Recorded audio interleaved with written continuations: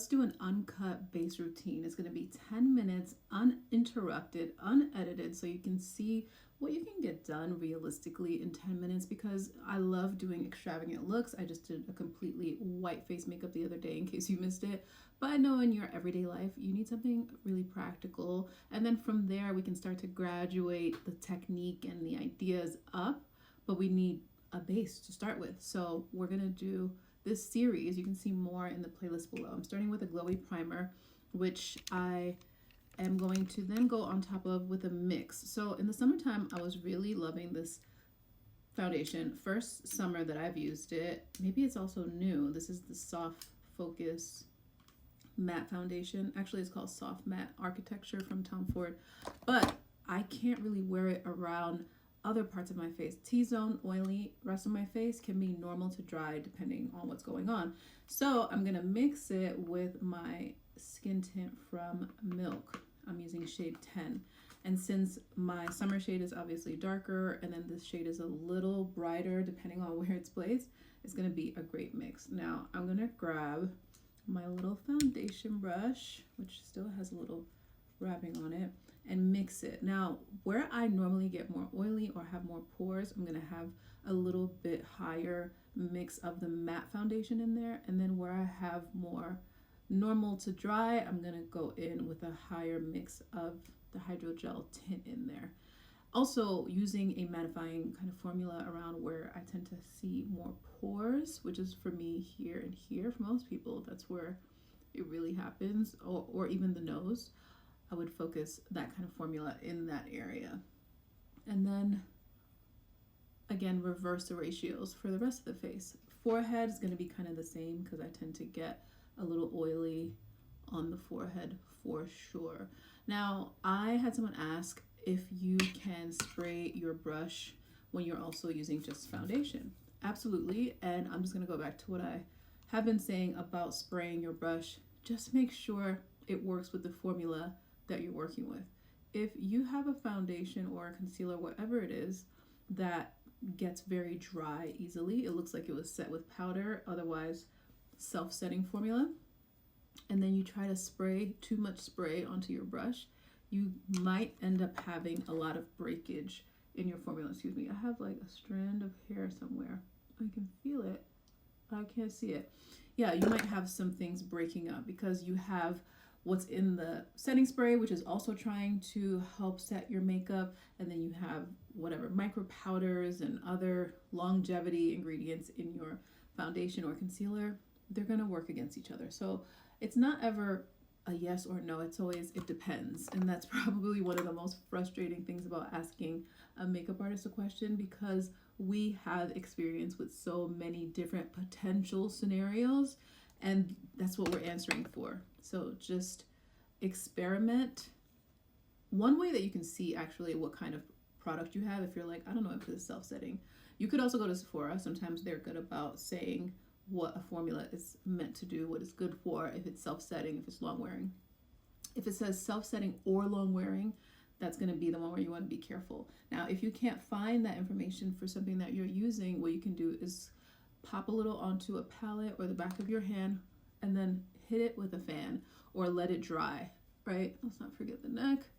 Let it dry out and then kind of see how it looks after a while. If it starts looking dry, darker, and it kind of gets stuck exactly where you put it, then you want to be careful because that one's going to be a little tricky to work with. But if it just stays wet, juicy, it's constantly moving down the surface, if you are holding it like this and it just keeps slowly making its way down, then you have some playtime, you have some room. So that's one way to look at it. I'm going in with Nutmeg by Ilias, one of my favorite little brightening concealers for my complexion, and Undertone, which is neutral, because it's not super bright. On a casual day when you want a little lift but you don't want to do too much, I like just something like this. But if I want to do a little bit more, I'll go closer to this, which is NC44 Studio Radiance Concealer from MAC, and I'm just gonna kind of mix it. This is when I want to do a little more than the minimum, but not the most. Now, normally you could let this sit, kind of let it marinate while you figure out the rest of your life. I'll do that for a second. Because I'm not doing any color correction, I'm taking NARS in shade Amande, which is a great color for me, but it does skew slightly warm. I'm going to take that and just go right around where I would normally color correct here. And it has enough coverage and warmth to get me through where I know, let's say, you know, you might be on video perhaps. It's casual, but there's probably going to be content, video, whatever, whether it's for social media or for memories. So this is that sweet spot in between. Maybe after work, you're going out with your friends or your coworkers, whatever it is. It's not just a running to the store, shades on, going home. It's like this could turn into one of those days. So it's one of those. Now, I always say, don't do as I do when it comes to my concealer.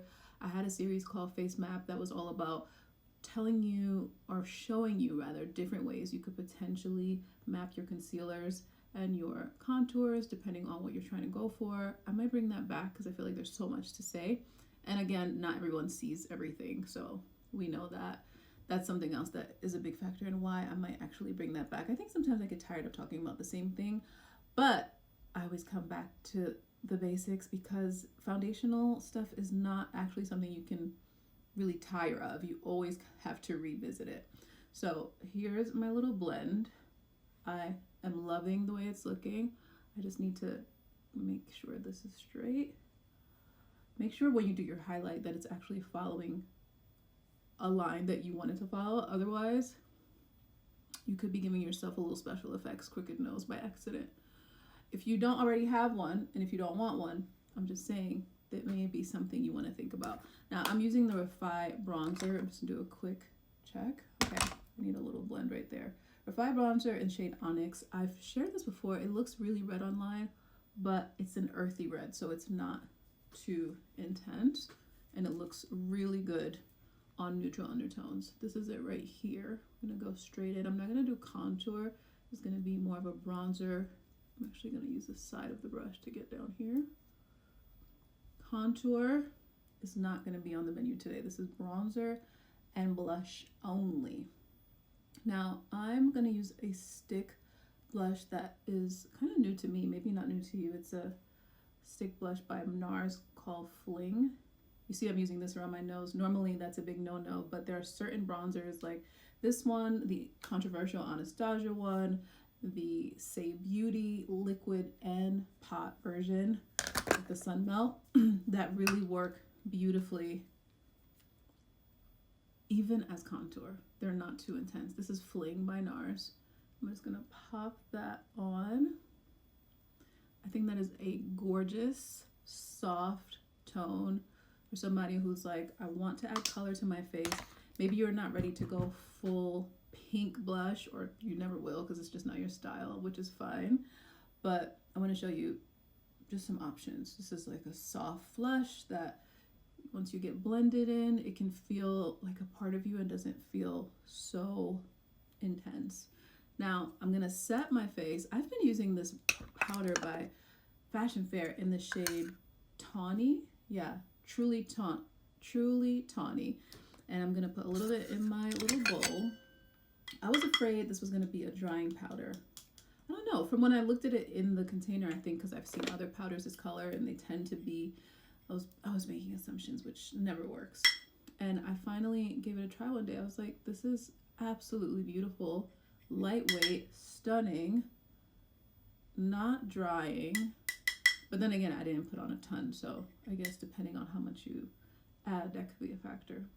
Now I'm gonna take a little bit of just a regular translucent, go around the face, and then to top off this blush, I'm gonna do Limitless Berry by Makeup Forever. It's a really great pairing with Fling because it has that softness to it. The color is very complementary. It feels like it could be coming from within. A little in the crease because that is always so romantic and pretty. And we're gonna finish off with a little Dior Luminizer, and I think it's shade 4. It's like this golden color, and it's the kind that looks like skin from afar. And that's a blush, a base routine we got done in 9 minutes and 47 seconds. You can totally do this. I'll just list the products below. Try this and let me know how it goes.